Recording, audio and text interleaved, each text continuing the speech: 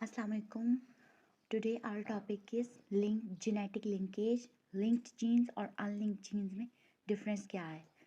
तो सबसे पहले हम देखेंगे in general organisms have a lot more genes and chromosomes कि chromosomes के पास genes बहुत ज़्यादा होते हैं। यानी कि अगर हम बात करें humans की, ठीक है, humans में 23 सेट ऑफ क्रोमोसोम्स हैं, जबकि जीन्स कितने हैं 19,000 जीन्स, यानी कि 23 सेट ऑफ क्रोमोसोम पर 19,000 जीन्स प्रेजेंट है। Similarly, fruit fly has around 13,000 genes और 4 chromosomes. फ्रूट फ्लाई जैसे हम जेनेटिक स्टडी के लिए पढ़ते हैं, इसके पास 4 क्रोमोसोम्स के सेट्स पर 13,000 जीन्स प्रेजेंट होते हैं। अब हम देखेंगे कि अनलिंक्ड जीन्स क्या हैं और लिंक्ड जीन्स हैं क्या। Unlinked genes when genes are on separate chromosome or very far apart on same chromosome, यानी कि अगर जीन्स सेपरेट क्रोमोसोम्स पर हैं, यानी कि ये 2 सेपरेट क्रोमोसोम्स पर, एक पर ये जीन, एक पर ये जीन, ये जीन, मतलब ये 4 सेपरेट क्रोमोसोम्स हैं, इनके ऊपर एक एक जीन प्रेजेंट है, ए बी बी, ठीक है।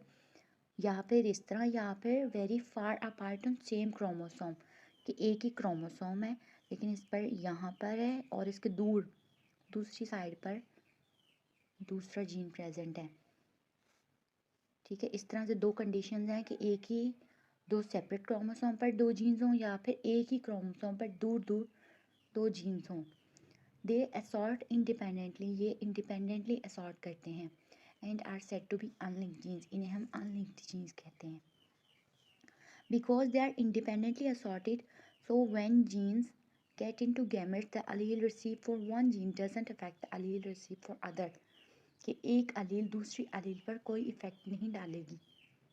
इन अ डबल हाइड्रोजाइगस ऑर्गेनिज्म AABB, हमें अभी एग्जांपल देखें कि अगर एक डबल हाइड्रोजाइगस ऑर्गेनिज्म है AABB, this result in formation of all 4 possible gamete is equal 25% frequency, यानी कि अगर हम इसका क्रॉस करवाते हैं, ठीक है, पुनेट स्केयर इसका बनाते हैं, तो सब इसके गैमेट्स में 25% फ्रीक्वेंसी होगी।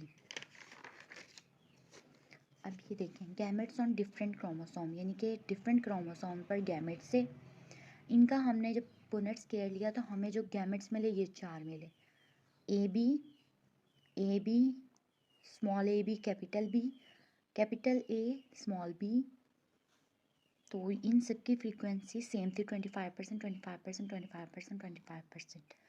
Similarly gametes far apart on same chromosome, कि एक ही क्रोमोसोम पर हैं दोनों गैमेट्स लेकिन दोनों फार अपार्ट हैं, तो भी हमें 4 ही इसके मिले, गैमेट्स मिले, और उस कैपिटल बी की भी 25% फ्रीक्वेंसी, स्मॉल बी की भी 25%, कैपिटल ए स्मॉल बी की भी 25%, स्मॉल ए कैपिटल बी की भी 25% फ्रीक्वेंसी थी, तो इनका सेम फ्रीक्वेंसी है चारों की। When genes are on same chromosome but very far apart, they assort independently. ये independently assort करते हैं, लेकिन क्यों? Due to crossing over की वजह से, homologous recombinations की वजह से। This happen at very beginning of meiosis, in which homologous chromosome randomly exchange matching fragments. ये बहुत ही meiosis के बहुत ही start में हो जाता है ऐसा। Crossing over can put new alleles together in combination on same chromosome, causing them to go into same gamete. When genes are far apart, crossing over happen. All gametes have 25% frequency. कि जब far apart होंगे तब भी crossing over हो जाएगी तो सबकी frequency same होगी गैमेट्स की। देख लिया हमने अनलिंक्ड जीन्स का, अब हम देखेंगे लिंक्ड जीन्स क्या है और जेनेटिक लिंकेज क्या है। Genes located on same chromosome that tend to inherit together, पहले हमने देखा डिफरेंट क्रोमोसोम पर या सेम क्रोमोसोम पर दूर दूर थे, लेकिन अब हम देखें कि जीन्स जो हैं एक ही क्रोमोसोम पर हैं लेकिन आपस में बहुत ज़्यादा नज़दीक है, यहाँ पर ए है यहाँ पर बी है, दोनों बहुत ज़्यादा नज़दीक है, तो इन जीन्स को हम कहते हैं लिंक्ड जीन्स, और इस पूरे फिनोमिना को कहेंगे जेनेटिक लिंकेज। एग्जाम्पल देखेंगे, genes for hair colour and eye colour are linked, बालों का रंग और आई कलर का रंग आपस में लिंक्ड होता है। किस तरह से? कि अगर हमारे बाल जो हैं ब्लॉन्डी हैं, ब्लॉन्ड हेयर ब्लू आइज के साथ लिंक्ड है, और ब्राउन हेयर ब्राउन आइज, इनके जिन लोगों के बाल ब्लॉन्ड होते हैं उनकी आइज ब्लू होती हैं, जबकि जिनके बाल ब्राउन होते हैं उनकी ब्राउन आइज होती हैं। ब्राउन आइज का ब्लू आइज के साथ लिंक नहीं है। बात आई समझ? फिर हम देखेंगे जीन क्लोज टुगेदर सेम, इसका हम पुनेट स्क्वायर जब बनाया हमने, ये देखें ये सेम क्रोमोसोम पर पास पास थे।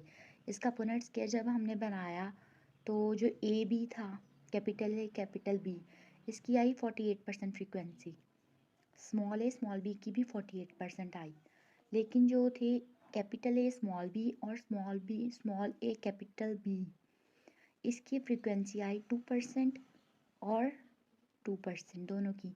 तो ये दो जो थे ये रिकॉम्बिनेंट्स थे और ये पेरेंटल थे, क्योंकि पेरेंट्स भी सेम थे। अब रिकॉम्बिनेंट्स जो है इनकी फ्रीक्वेंसी जस्ट 2% है। In the diagram we see that common type of gamete is parental configuration of alleles, जो इनके कॉमन है 48% है, वो कौन सी है? पेरेंटल कॉन्फ़िगरेशन है। That is one present on chromosome before meiosis, जो कि मियोसिस से पहले थे।